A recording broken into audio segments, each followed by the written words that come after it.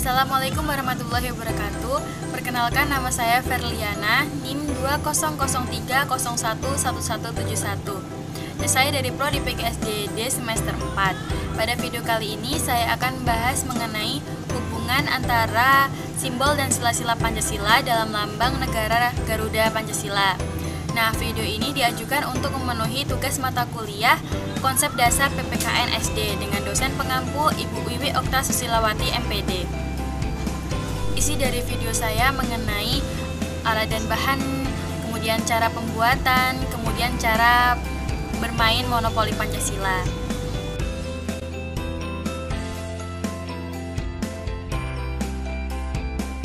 Alat dan bahan yang pertama ada karton, kemudian dadu, kemudian gambar simbol Pancasila, kemudian ada pion, ada bintang pengganti uang, kemudian ada green pen, pena, gunting, kartu dana umum, pertanyaan dan kesempatan, kemudian ada lem, dan kemudian ada penggaris.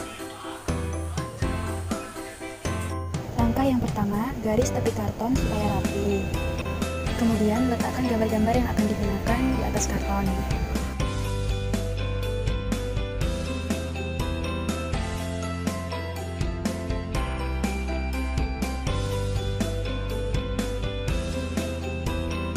Kemudian, lem gambar-gambar yang telah disusun di atas karton tersebut.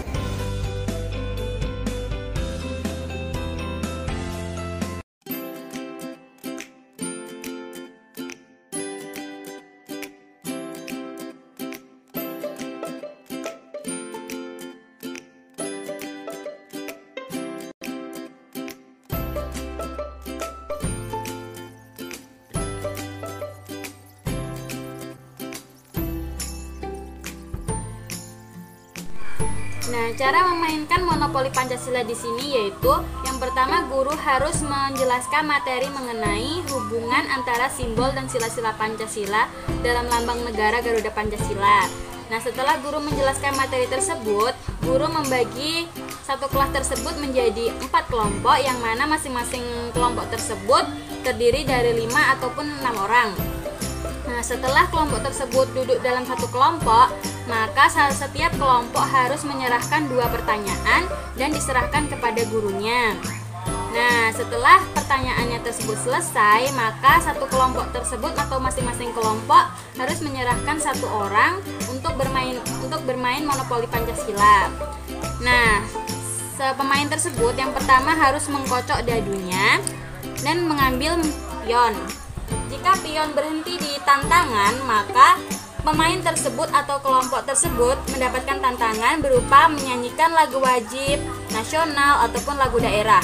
Jika pion berhenti di gambar simbol Pancasila, maka pemain harus menyebutkan gambar tersebut merupakan gambar simbol Pancasila yang keberapa. Dan jika benar, maka pemain akan mendapatkan 1 bintang. Kemudian, jika pion berhenti di pertanyaan, pemain atau kelompok tersebut mendapatkan pertanyaan yang telah dibuat tadi. Nah, jika pertanyaannya dan jawaban benar, maka pemain tersebut mendapatkan 1 bintang. Jika pion berhenti di titik tenang, maka pemain tidak mengambil kartu dan tidak mengambil bintang. Kemudian, jika pion berhenti di dana umum, maka pemain mengambil kartu dana umum. Hanya mengambil saja. Kemudian, jika pion berhenti di contoh gambar penerapannya, pemain harus menyebutkan gambar tersebut merupakan contoh penerapan sila keberapa dan apa maknanya. Jika benar, pemain akan mendapatkan 1 bintang.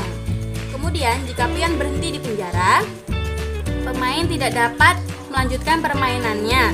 Apabila ingin melanjutkan, pemain harus menyerahkan kartu dana umum. Jika pemain tidak mempunyai kartu dana umum, pemain harus menyerahkan 3 buah bintang yang telah didapat. Kemudian, jika pion berhenti di kesempatan, pemain mengambil kartu kesempatan dan menyerahkan ke kelompok lain. Nah, di dalam kartu kesempatan ini terdapat pertanyaan. Jika kelompok lain dapat menyebutkan jawaban dari pertanyaan tersebut, maka kelompok lain akan mendapatkan 1 bintang. Dan jika tidak dapat menjawab pertanyaan dengan benar, maka maka kelompok itu harus mengeluarkan 1 bintang. Nah, selebihnya permainannya seperti itu sampai selesai. Setelah selesai, setiap kelompok menghitung bintang yang telah didapatkan dari permainan monopoli tersebut.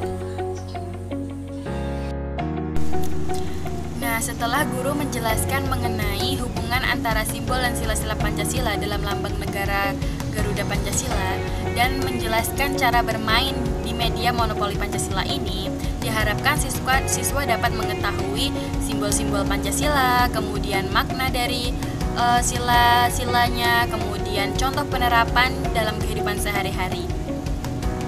Sekian dari saya akhiri. Wassalamualaikum warahmatullahi wabarakatuh.